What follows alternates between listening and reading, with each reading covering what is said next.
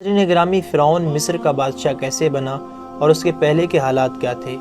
فرعون دراصل مصر کے بادشاہوں کا لقب ہوا کرتا تھا، یعنی پہلے مصر کا جو بھی بادشاہ بنتا اس کو فرعون کہا جاتا تھا۔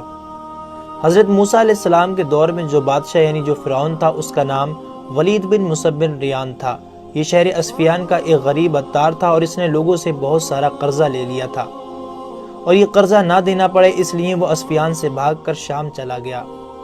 لیکن شام میں اس کو کرنے کے لیے کوئی روزگار نہ ملا تو وہ کچھ پیسے اور روزگار کمانے کی تلاش میں مصر آ گیا، جہاں اس نے ایک گاؤں میں دیکھا کہ یہاں تربوز بہت سستے ملتے ہیں اور شہر میں مہنگے۔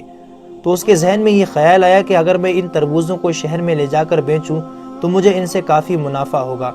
چنانچہ اس نے وہاں سے بہت سارے تربوز خریدے اور شہر کی جانب چل دیا، مگر اس کو راستے میں کئی سارے جگہ جگہ سپاہی کھڑے ملے جنہیں اس کو ٹیکس دینا پڑا۔ اس طرح یہ شہر پہنچتے پہنچتے اس کے پاس سارے تربوز ختم ہو گئے۔ اب ناظرین، فرعون کے ذہن میں یہ بات آ چکی تھی کہ اس شہر میں کوئی شاہی قانون نہیں ہے، یعنی کوئی بھی چاہے تو شاہی افسر بن کر لوگوں سے مال وصول کر سکتا ہے اور کوئی انہیں پکڑنے والا بھی نہیں ہے، یعنی جس کے من میں جو آتا ہے وہ کرتا ہے۔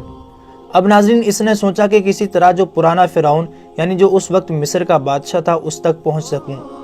اب اس وقت کے فرعون تک پہنچنے کے لیے اسے کوئی ذریعہ اور راستہ چاہیے تھا۔ اس وقت ناظرین مصر میں ایک مہاماری یعنی بیماری پھیلی ہوئی تھی جس سے لوگ کثیر تعداد میں مر رہے تھے۔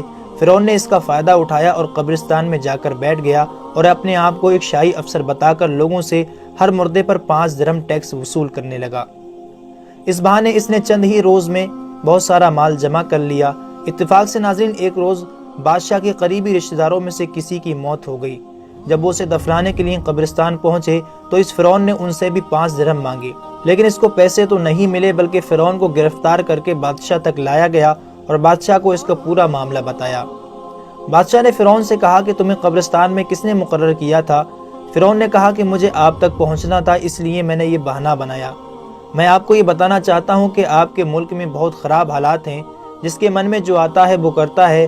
میں نے 3 مہینے کے عرصے میں ظلم زیادتی کے ساتھ اتنا سارا مال اکٹھا کیا ہے، آپ یہ خیال کر سکتے ہیں کہ دوسرے حکام کیا کچھ کرتے ہوں گے۔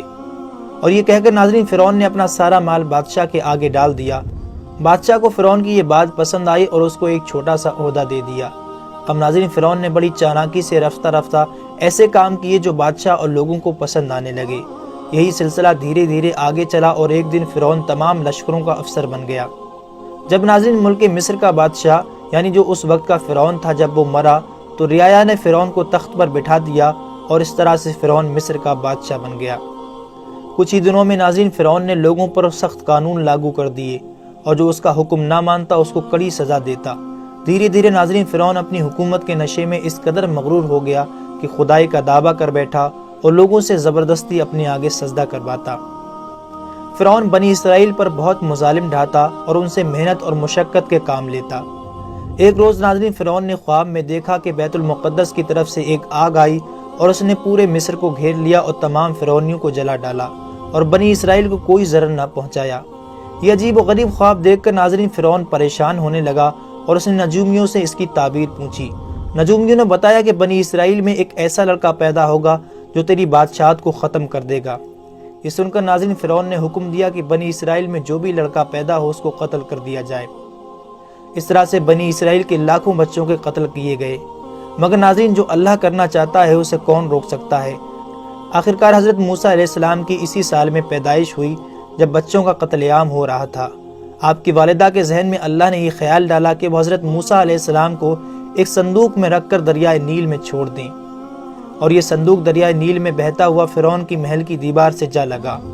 فرعون کے گھر والوں نے اس صندوق کو نکال کر فرعون کے سامنے لے گئے۔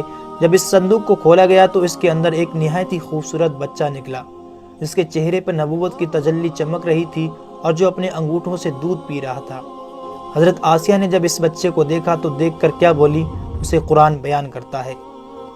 اور فرعون کی بیوی نے کہا یہ بچہ میری اور تیری آنکھوں کی ٹھنڈک ہے، اسے قتل نہ کرو، شاید یہ ہمیں نفع دے یا ہم اسے اپنا بیٹا بنا لیں، اور وہ بے خبر تھے۔ سورہ القصص آیت نمبر 9۔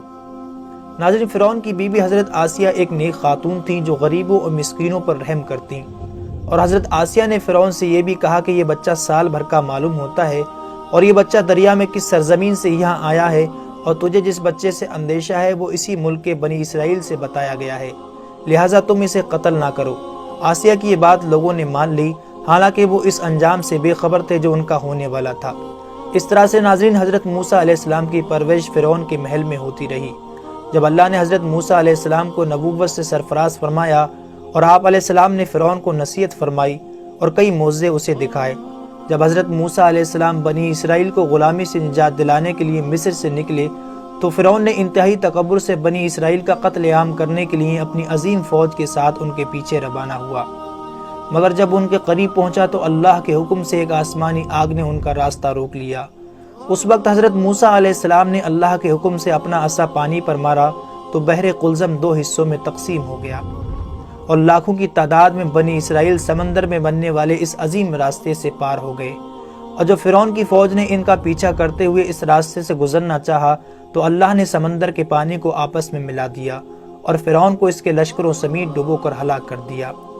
اس سارے واقعے کو ناظرین قرآن پاک میں کچھ یوں بیان ہوتا ہے، اور ہم نے جب بنی اسرائیل کو دریا پار کرا دیا تو فرعون اور اس کے لشکروں نے شرکسی ظلم زیادتی کے ساتھ ان کا پیچھا کیا، حتیٰ کہ جب فرعون ڈوبنے لگا تو بول اٹھا کہ میں اس بات پر ایمان لایا کہ اس کے سوا کوئی معبود نہیں جس پر بنی اسرائیل ایمان لائے ہیں، اور میں بھی سر اطاعت جھکا دینے والوں میں سے ہوں۔